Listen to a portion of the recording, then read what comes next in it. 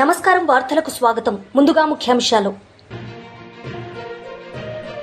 కవిరా చౌక్ అగ్ని ప్రమాదంపై deputy CM Bhatti Vikramarka media సమావేశం, పలు అంశాలపై వివరణ.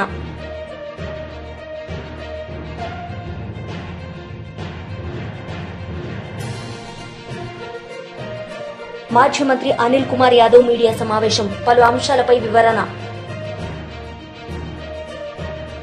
వీరా చౌక్ అగ్ని ప్రమాదంపై deputy CM Bhatti Vikramarka media సమావేశం నిర్వహించారు. ఈ సందర్భంగా ఆయన మాట్లాడారు. ఈ డిపార్ట్మెంట్లన్నీ కోఆర్డినేషన్తో ఈ కార్యక్రమాన్ని చేస్తూ ఈ ప్రమాదాన్ని పరిమితానికి ముందుకు పోకుండా ఆఫ్ చేసేటువంటి కార్యక్రమంలో భాగంగా ఒక డిఎఫ్ఓ కూడా ఆ సంఘటనలో లోపలికి వెళ్ళి ఇంజ్యూర్ అయ్యి ఈరోజు స్మోక్తో అతను కూడా హాస్పిటలైజ్ అయి ఉన్నారు. వారికి కూడా ఆక్సిజన్ పెట్టి ట్రీట్మెంట్ చేస్తూ ఉన్నారు. ఏది ఏమైనప్పటికీ జరిగినటువంటి సంఘటన పట్ల రాష్ట్ర ప్రభుత్వం, మానవత్వం ఉన్నటువంటి అందరం కూడా ఈరోజు బాధిస్తున్నాం, శోకిస్తూ ఉన్నాం. ఇది అత్యంత దురదృష్టకరమైనటువంటి సంఘటనగా భావిస్తూ ఉన్నాం. తదుపరి ఈ కార్యక్రమాలన్నీ అయిన తర్వాత సంపూర్ణంగా విచారణ జరిపించి తీసుకోవాల్సినటువంటి నిర్ణయాలన్నీ చేస్తాం. రాష్ట్ర ప్రభుత్వం మాత్రం ప్రజలకు ఎప్పుడూ అన్ని శాఖల పరంగా అండగా ఉంటుందని ఈ సందర్భంగా తెలియజేస్తూ ముగిస్తూ ఉన్నాం. ఈ సంఘటన జరిగినటువంటి విషయం తెలిసిన మరుక్షణం నుంచే అందరి మంత్రులతో మాట్లాడుతూ, సంబంధిత అధికారులతో మాట్లాడుతూ, ఆసుపత్రులతో మాట్లాడుతూ కావాల్సినటువంటి నివారణ చర్యల కోసం, తీసుకోవాల్సినటువంటి చర్యల కోసం కాన్స్టాంట్గా మానిటర్ చేస్తూ ఉన్నారు. ఇక్కడ హైదరాబాద్ ఇన్ఛార్జ్ మంత్రిగా ఉన్నటువంటి పొన్నం ప్రభాకర్ గారు సంఘటన స్థలం నుంచి ప్రత్యేకంగా ఉండి అధికారులతో క్షేత్రస్థాయిలో వాళ్ళు కోఆర్డినేట్ చేస్తూ ఉన్నారు.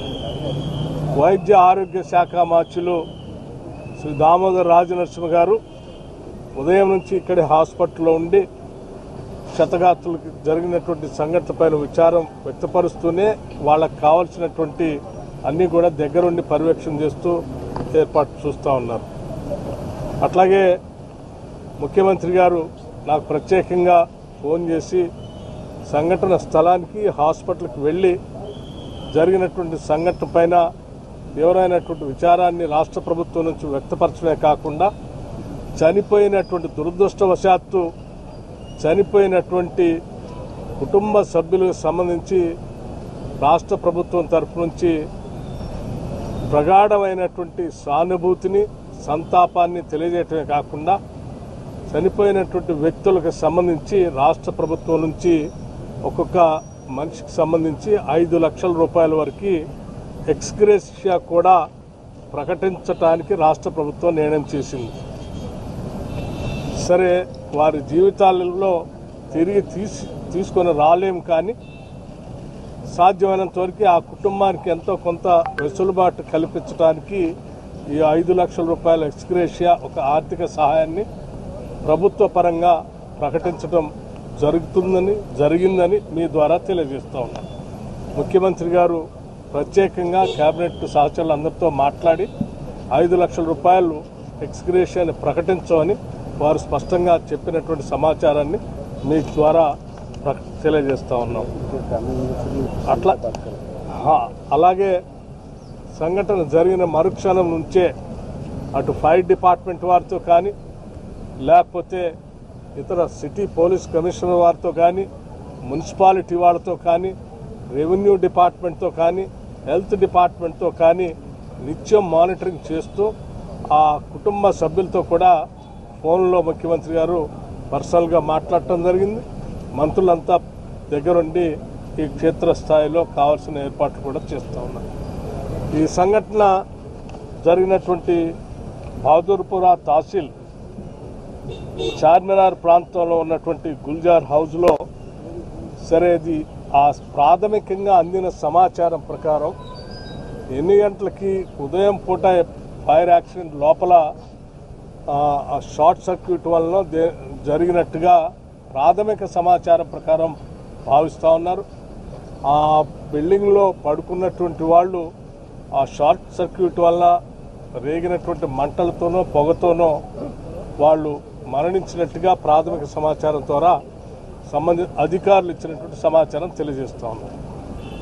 ఈ ఫైర్ డిపార్ట్మెంట్కి ఉదయం పూట ఆ పరిసర ప్రాంతం నుంచి అనానిమస్ కాల్ ఒకటి 6:16 సమాచారం అందిస్తే 6:17 అక్కడ నుంచి ఫైర్ ఇంజిన్ ఇమ్మీడియట్గా మొగల్పురా ఫైర్ ఇంజిన్ 6:17 బయలుదేరి 6:20 ఆ ప్రాంతాన్ని చేరుకొని రెస్క్యూ ఆపరేషన్ మొదలుపెట్టడం జరిగింది.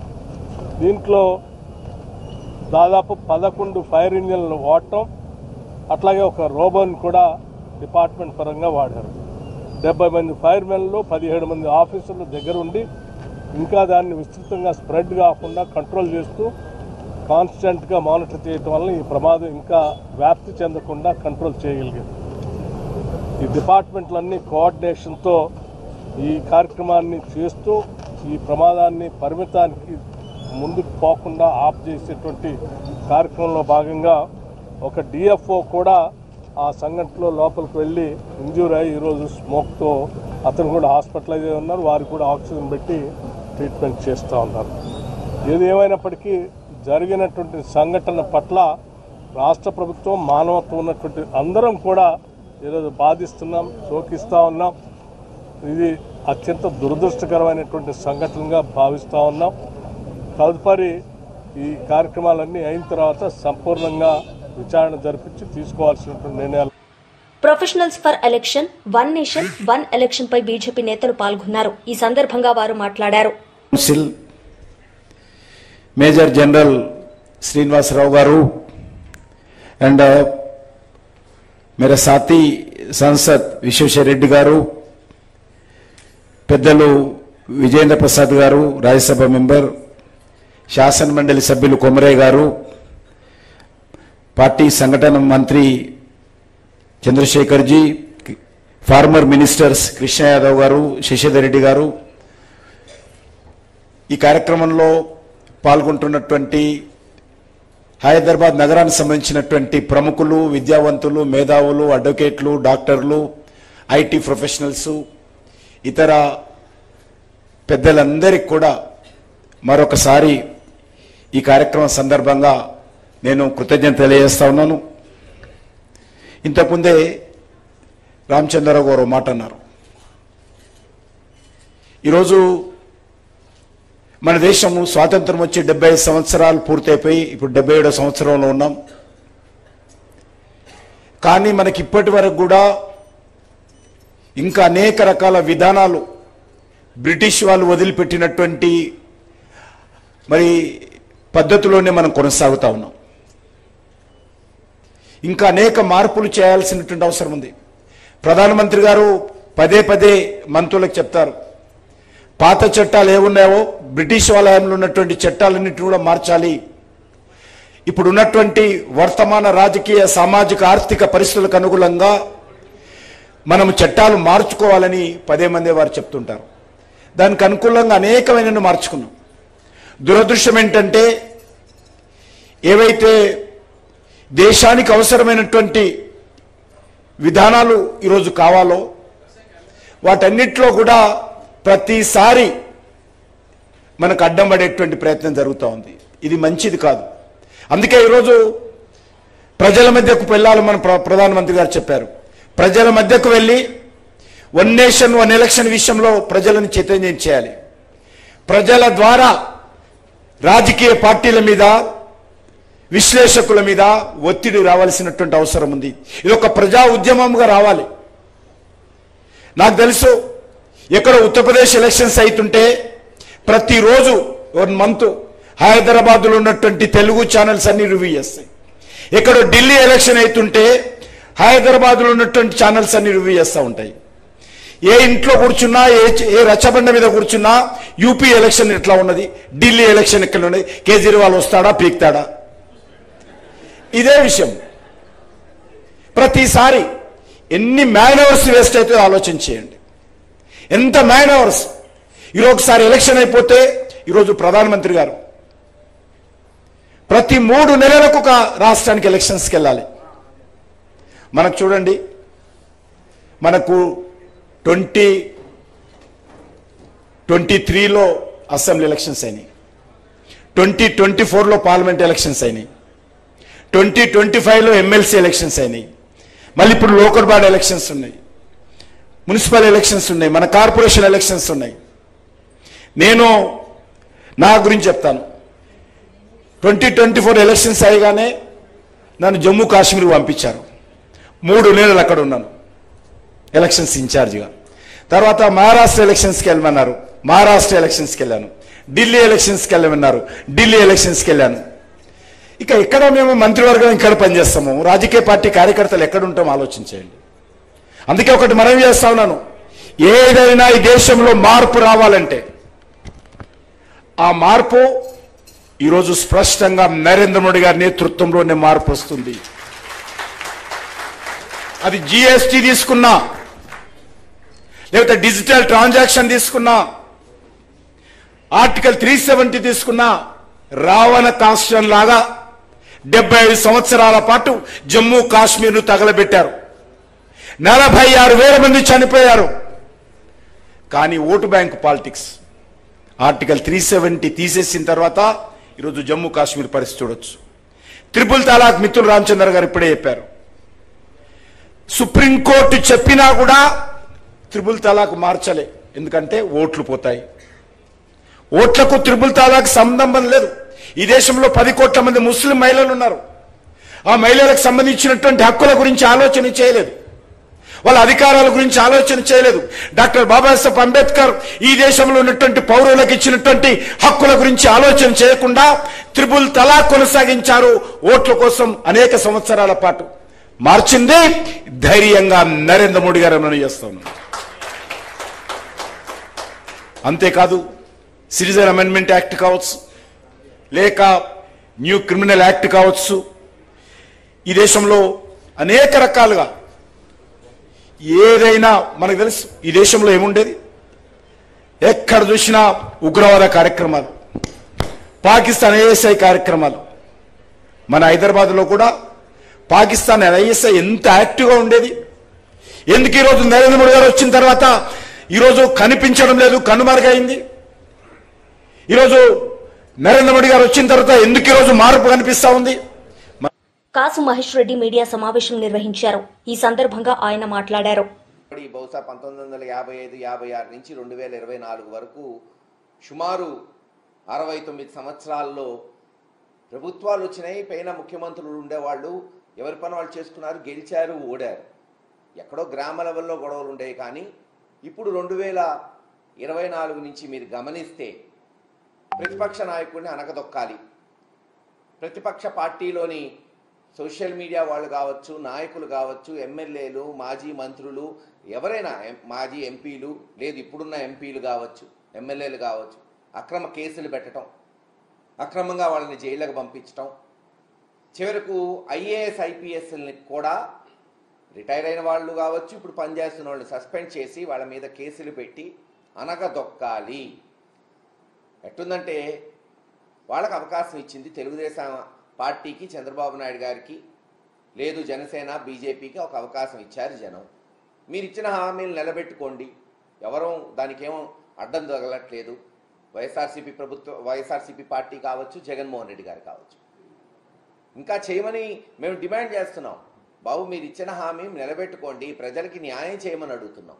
అది చేయలేకపోగా జగన్మోహన్ రెడ్డి గారికి మాకు అడ్డం, రేపు మళ్ళీ అధికారంలోకి వస్తాడేమో, సంవత్సరంలోనే ఈ ప్రభుత్వం భ్రష్టు పట్టిపోయింది, అక్కడేమో గ్రాఫ్ పెరిగిపోతుంది, అంతంత మాత్రాన గతంలో వాళ్ళు చెప్పినవన్నీ అబద్ధాలుగా ప్రజలు గమనిస్తున్నారు. మళ్ళీ జగన్మోహన్ రెడ్డి గారు ఈరోజు మీరు చూస్తున్నారు, ఎక్కడికి పోయినా బ్రహ్మరథం పడుతున్నారు. వాస్తవంగా మొన్న తెలుగుదేశం అనుబంధ ఛానల్లోనే చెప్పారు, చంద్రబాబు నాయుడు గారు ఓడిపోతే మళ్ళీ తేరుకోవడానికి, పార్టీని నిలబెట్టడానికి 2-3 సంవత్సరాలు పట్టింది. అక్కడ తెలంగాణలో కేసీఆర్ గారికి 1-2 సంవత్సరాలు పట్టింది. ఇక్కడ జగన్మోహన్ రెడ్డి గారు 2-3 నెలల్లోనే బ్రహ్మాండంగా తిరుగుతున్నాడు, తిరుగుబాటు చేస్తున్నాడు ప్రభుత్వం మీద అని. ఇవన్నీ గమనించి ఎలాగన్నా అనగదొక్కాలి, వైఎస్ఆర్సీపీ పార్టీని, కార్యకర్తల్ని భయపెట్టాలనే కోణంతో అక్రమ కేసులు. ఈరోజు లిక్కర్ కేసు, స్వయాన జగన్మోహన్ రెడ్డి గారి దగ్గర పనిచేసిన ఐఏఎస్ ధనంజయ రెడ్డి గారు కావచ్చు, గత 20-30 సంవత్సరాల నుంచి ఓఎస్డీగా పనిచేస్తున్న కృష్ణమోహన్ రెడ్డి గారిని, అనేక మందిని, రాజశేఖర్ రెడ్డిని, లేదు అనేక మందిని, అసలు ఎట్టి పరిస్థితుల్లో బెవరేజెస్ కార్పొరేషన్ కానీ లిక్కర్కి కానీ సంబంధం లేని వాళ్ళని ఆధారాలు లేకుండా కేవలం తీసుకొచ్చి ఇదిగో 3,000 30,000 వాళ్ళకి ఇష్టం వచ్చినట్టు ఒక్కొక్క దగ్గర ఒక్కొక్క మాట్లాడుతున్నారు తెలుగుదేశం నాయకులు. ఒకళ్ళు 3,000 అంటారు, ఒకళ్ళు 13,000 కోట్లు అంటారు, ఇంకొకళ్ళు 16,000 కోట్లు స్కామ్ జరిగింది. ఏదైనా చెప్పచ్చు కదా, అబద్ధం ఆడడానికి దానికి రుజువు ఎందుకు? ఎంతైనా చెప్పచ్చు. అలా చెప్తూ ఓ స్కామ్ జరిగింది, ఇదిగో వీళ్ళని అరెస్ట్ చేస్తున్నాం, వాళ్ళని అరెస్ట్ చేస్తున్నాం, ఒక సిట్ వేసాం, ఆ సిట్లో తెలుగుదేశం మరి కనీసం పచ్చ చొక్కా వేసుకోకర్లా పోలీసులే తెలుగుదేశానికి పనిచేస్తున్నట్టు ముఖ్యమంత్రి పేషి నుంచి ఇదిగో పలానోడిని అరెస్ట్ చేయి, పలానోడిని అరెస్ట్ చేయి, వాళ్ళని అరెస్ట్ చేయటం, కోర్టులో ప్రొడ్యూస్ చేయటం. చివరికి కోర్టులో కూడా ఏమైనా సాక్ష్యాలు ఉన్నాయని అడిగితే ఇస్తాం, త్వరలో ఇస్తాం, ఎప్పుడు ఇస్తారో తెలీదు. కేవలం ఏంటంటే ఎస్ అరెస్ట్ చేయాలి, ఈ కేసు నిలబడిద్దా, రేపు అసలు ఇది అసలు శిక్షలు పడతాయి, ఏం లేవని వాళ్ళకి తెలుసు, కానీ మేము అరెస్ట్ చేస్తాం అంతే. దేశంలో అంతే కదా, అరెస్ట్ చేసిన తర్వాత ఎవరైనా సరే ఆ ముద్దాయిలు మళ్ళీ రేపు 5 ఏళ్లకో 10 ఏళ్లకో నిర్దోషులుగా తేల్తారు. కానీ ఏం చేయగలుగుతాం, లూపోల్ ఉంది దేశంలో చట్టంలో.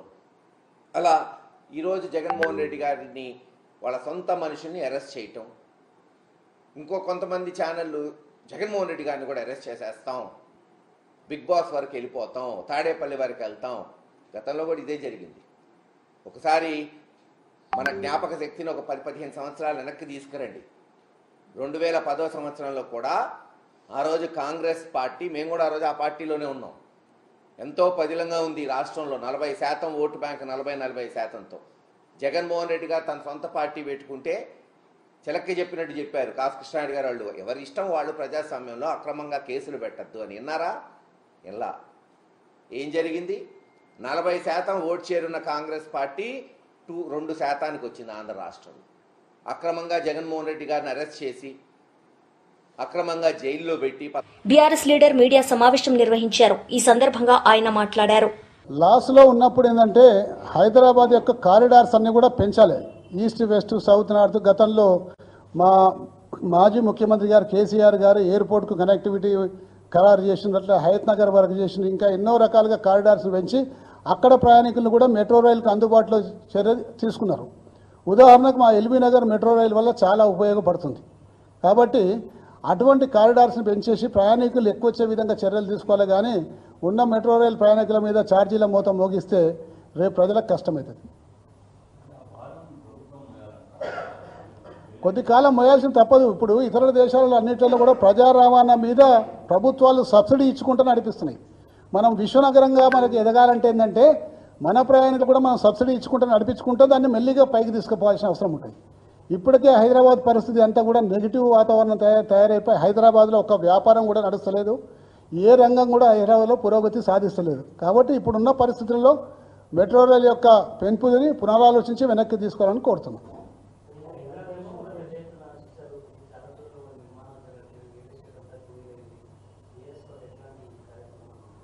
రియల్ ఎస్టేట్ వ్యాపారానికి ఫస్ట్ థింగ్ ప్రభుత్వాలు చేయాల్సిన పని అంటే ఒక సానుకూల వాతావరణంని క్రియేట్ చేయాలి.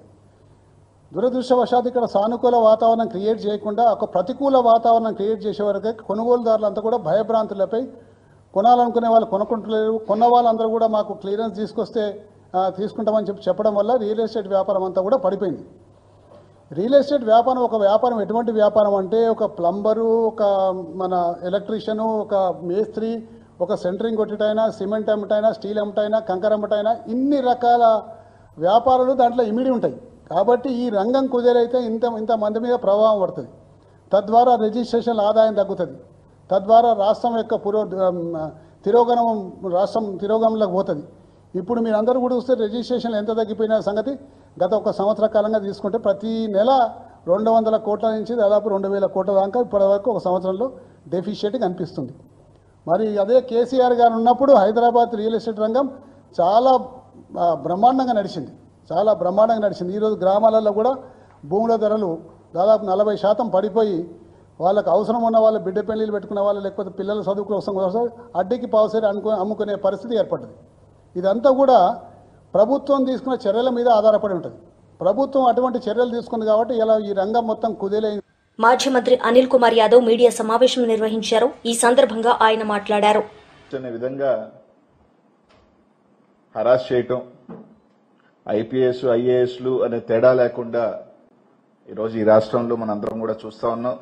ప్రజలందరూ కూడా ఖచ్చితంగా కూడా ఏ విధంగా ఈరోజు రాజకీయ నాయకులకు పరిమితమైన ఏ రోజు అధికారుల దాకా కూడా ఈరోజు వేధింపులు కక్ష రాజకీయాలు జరుగుతున్నాయనేది కూడా ఈ రాష్ట్రంలో అన్ని కూడా మనందరం కూడా చూస్తా ఉన్నాం. ఎక్కడా కూడా అన్ని బేస్లెస్ అలిగేషన్స్ వేసి ఏది కూడా ఒక ప్రాపర్ అలిగేషన్ లేకుండా ఎక్కడా కూడా ఒక ప్రాపర్ అథెంటికేటెడ్ ఎవిడెన్స్ అన్ని లేకుండా ఈరోజు రాష్ట్రంలో అందరూ కూడా చూస్తా ఉన్నాం.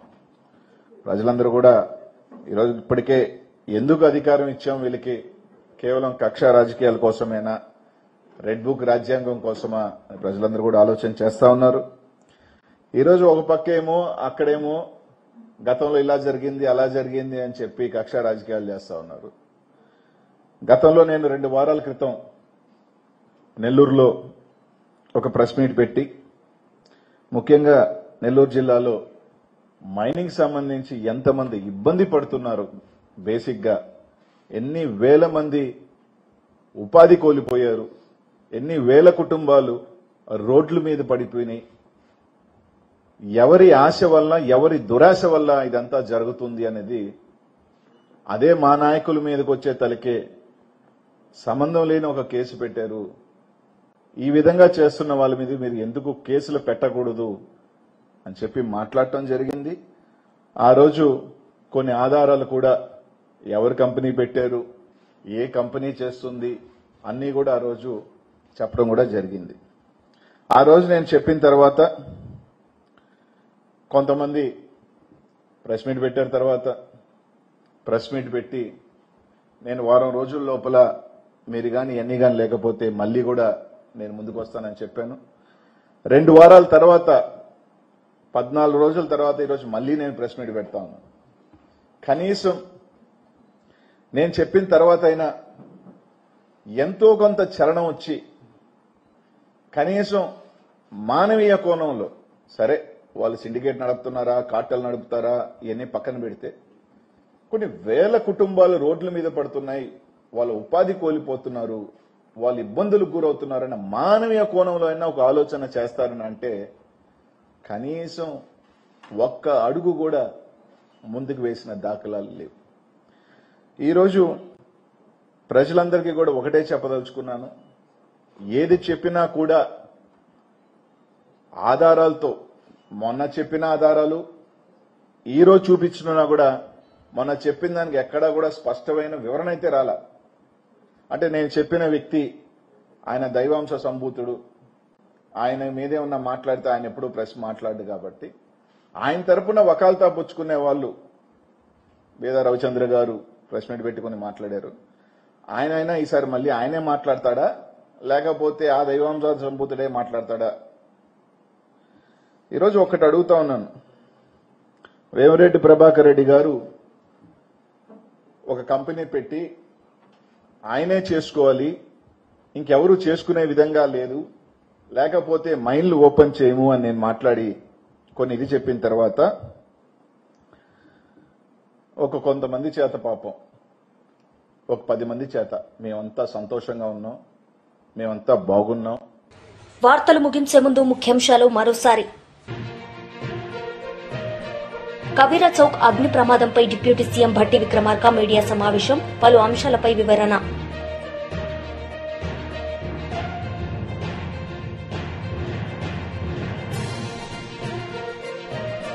మాజీ మంత్రి అనిల్ కుమార్ యాదవ్ మీడియా సమావేశం, పలు అంశాలపై వివరణ. ఈ వార్తలు ఇంతటితో సమాప్తం. తిరిగి ప్రసారమయ్యే వార్తల్లో మళ్లీ కలుద్దాం. అంతవరకు సెలవు. నమస్తే.